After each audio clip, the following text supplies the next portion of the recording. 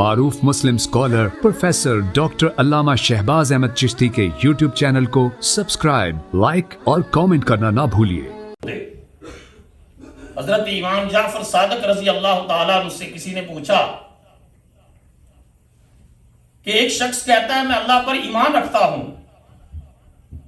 تو دنیا کی عدالتیں بھی بغیر ثبوت کے دعوے کو تسلیم نہیں کرتی، کس طرح پتا چلے گا کہ واقعی یہ شخص ایمان والا ہے؟ کس طرح پتا چلے کہ اس کے اندر ایمان ہے؟ حضرت امام جعفر صادق رضی اللہ تعالیٰ عنہ قربان جائیے خانوادہ رسول کے وہ فرد الفرید جن کے علم اور تفقہ کا یہ عالم ہے کہ فقہ حنفی کے بانی امام اعظم نعمان بن ثابت امام ابو حنیفہ رضی اللہ تعالیٰ عنہ و رحمت اللہ تعالیٰ علیہ نے بھی فرمایا تھا کہ جو 2 سال میں نے امام جعفر صادق کی خدمت میں گزارے ہیں، اگر وہ 2 سال میں نے حضرت امام جعفر صادق کی بارگاہ میں نہ گزارے ہوتے تو نعمان بن ثابت ہلاک ہو جاتا۔ یہ ان 2 سالوں کی برکت تھی کہ اللہ پاک نے مجھے علم نافع عطا فرمایا۔ آپ اندازہ فرمائیں کہ خانوادہ رسول کے فرد الفرید ہیں امام جعفر صادق رضی اللہ تعالیٰ عنہ۔ سائل پوچھتا ہے کہ ایک شخص کہتا ہے میں اللہ پر ایمان رکھتا ہوں، تو اس کے ایمان کو کس طرح پرکھا جائے؟ کیا خوبصورت بات آپ نے ارشاد فرمائی۔ آپ نے فرمایا اللہ تعالیٰ کے نظام کے 2 حصے ہیں، ایک تکوینی امور ہیں اور دوسرے تشریعی امور ہیں۔ تکوینی امور یہ ہیں کہ کسی شخص نے کہاں پیدا ہونا ہے، کہاں اس کی ڈیتھ ہونی ہے، کس وقت اس نے مرنا ہے، کہاں سے اس کو رزق ملنا ہے، کتنا رزق اس کو ملنا ہے، یہ ساری چیزیں تکوینی امور کے تحت آتی ہیں، تقدیر میں لکھی ہوئی ہیں۔ کوئی شخص چاہے بھی کہ میں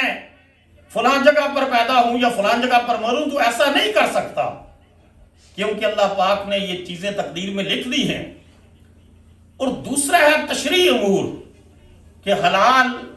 کے اصول دے دیے، حرام سے بچنے کے طریقے بتا دیے، تو کہا کہ جو شخص اللہ کی طرف سے پہنچنے والی ہر خوشی پر شکر کرتا ہے، اللہ کی طرف سے پہنچنے والی ہر غمی اور مصیبت پر صبر کرتا ہے، اس کے بیان کردہ حلال کے لیے کوشش کرتا ہے، حرام سے بچنے کی کوشش کرتا ہے، اور کسی بھی مصیبت اور تکلیف میں اللہ پر شکوہ نہیں کرتا، تو یہ شخص صاحب ایمان ہے۔ ایک تکوینی امور پر تقدیر پر راضی ہے کہ یہ تکوینی امور ہیں، اور دوسرا تشریعی امور میں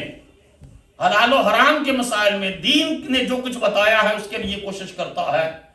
تو فرمایا یقیناً وہ شخص صاحب ایمان ہے۔ اور جو شخص بار بار ہر بات پر شکوہ کرتا رہتا ہے کہ یہ نہیں ملا، ایسا نہیں ہونا چاہیے تھا، حضور علیہ الصلوۃ والسلام نے فرمایا اپنی زبان پر کلمہ لو کہ کاش میں ایسا کرتا تو ایسا ہو جاتا، کلمہ لو یہ اپنی زبانوں پر نہ لاؤ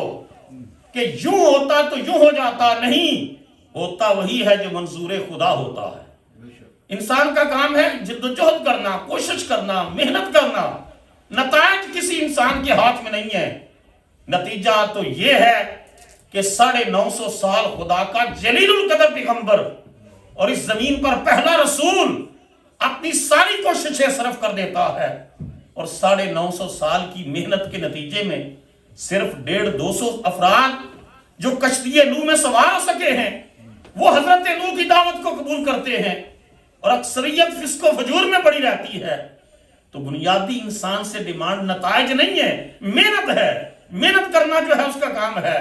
نتیجہ رب کے جو ہے وہ ہاتھ میں ہے۔ اور دوسری طرف انبیاء کی اوپر بھی مصائب آئے، تکالیف آئیں، مگر ان مصائب اور تکالیف میں وہ کیا کہتے ہیں؟ سبحان اللہ، انما اشکو بثی و حزنی الی اللہ، میں اپنی جو ہے تکلیف اور اپنی پریشانی کی شکایت اپنے رب کی بارگاہ میں کرتا ہوں، کیونکہ پریشانیاں دور کرنے والا صرف اللہ رب العزت ہے، وہی پریشانیاں دور کر سکتا ہے۔ وہ آزمائش کی بٹھی سے گزارتا ہے انسان کو کندن بنانے کے لیے۔ اگر رسول کریم علیہ الصلوۃ والسلام بھی چاہتے تو تہجد میں دعا مانگتے، کہ دنیا میں کافر ختم ہو جائے اور دین غالب آ جائے، لیکن نبی کریم علیہ الصلوۃ والسلام نے ہیومن بیسس کے اوپر سٹرگل فرمائی ہے، سٹیپ بائی سٹیپ جد و جہد فرمائی ہے، حتیٰ کہ طائف میں جب حضور تشریف لے گئے ہیں کہ وہاں کے لوگ دعوت حق کو قبول کر لیں کہ مکہ والوں کی نسبت قسمت میں ابھی نہیں ہے، وہاں کے لوگ قبول کر لیں، اور وہاں کے لوگوں نے پتھر مارے ہیں۔ رسول اللہ صلی اللہ علیہ وسلم کے جسم مبارک سے خون بھی گرا ہے، اور ملک الجبال پہاڑوں کا فرشتہ آیا ہے کہ اللہ کے رسول آپ اجازت دیں میں ان بستی کو، ان پہاڑیوں کے درمیان اس بستی کو پیس کر رکھ دیتا ہوں، یا میں اس بستی کو آسمان کی بلندیوں پر لے جا کر کے زمین پر پٹک دیتا ہوں۔ اور حضور صلی اللہ علیہ وسلم کا حلم دیکھو، سبحان اللہ، رسول اللہ صلی اللہ علیہ وسلم کی وسعت قلبی اور وسعت ظرفی دیکھو۔ آج بدقسمتی سے مغرب کی دنیا کے متعصب مستشرقین رسول اللہ صلی اللہ علیہ وسلم کی ذات اقدس کو سمجھ نہیں سکے۔ اس مشکل وقت میں بھی رسول اللہ صلی اللہ علیہ وسلم فرماتے ہیں کہ ملک الجبال میں دنیا میں انتقام لینے کے لیے نہیں آیا،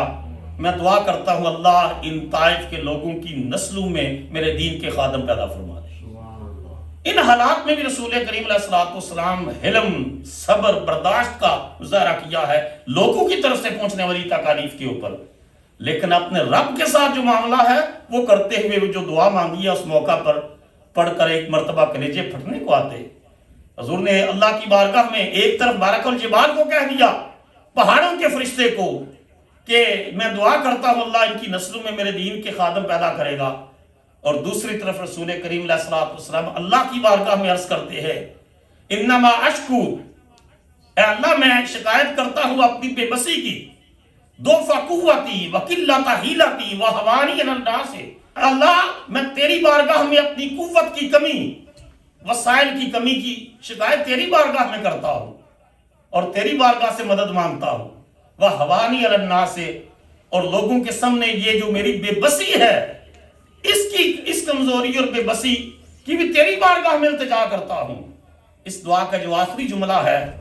وہ انسان کے ایمان کے دریا میں تلاطم پیدا کر دینے والا ہے۔ لمبی دعا مانگی کہ میں تیرے پیغام کو لے کر آیا، تیری دعوت لوگوں کے سامنے پیش کی، انہوں نے قبول نہیں کی،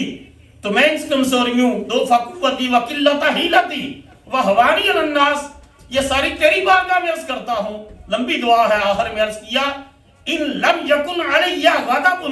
فلا ابالی، ان ساری پریشانیوں کے باوجود، ان ساری تکلیفوں کے باوجود، اے اللہ اگر تو مجھ پر ناراض نہیں ہے تو فلا ابالی، مجھے کسی کی پرواہ نہیں ہے، سر تسلیم خم ہے جو مزاج یار میں آئے، جو رب تیرا فیصلہ ہے وہی اس کے اوپر میں راضی ہوں، مجھے کسی کی پرواہ نہیں ہے، فلا ابالی میں کسی کی پرواہ نہیں کرتا، اگر تو مجھ پر ناراض نہیں ہے، اگر تو سکھ میں راضی ہے میں دکھ نو چلے پاواں، یعنی جو تو اگر دکھ میں راضی ہے تو میں سکھ نو چلے پاواں۔ فرمایا اگر تو تکلیف دینے پر جو ہے اس میں تیری رضا ہے تو میں سکھ کی بجائے تکلیف کو ترجیح دوں گا، اور اگر تو سکھ دینا چاہے گا تو میں شکر ادا کروں گا۔ یہ مفہوم تھا حضور صلی اللہ تعالیٰ علیہ وسلم کی اس دعا۔ تو اس اعتبار سے جب انسان کو کوئی غم پہنچتا ہے، تکلیف پہنچتی ہے، مصیبت پہنچتی ہے، تو اس کا شکوہ انسانوں سے کرنے کی بجائے تنہائی میں بیٹھ کر اپنے رب کی بارگاہ میں اپنی جولی کو پھیلا کر عرض کرے تو کائنات کا رب اس کی مشکلیں بھی آسان فرماتا ہے اور اس پر اپنی نعمتوں کی بارش بھی فرماتا ہے۔ سيدنا كريم صلى الله عليه وسلم، سيدنا كريم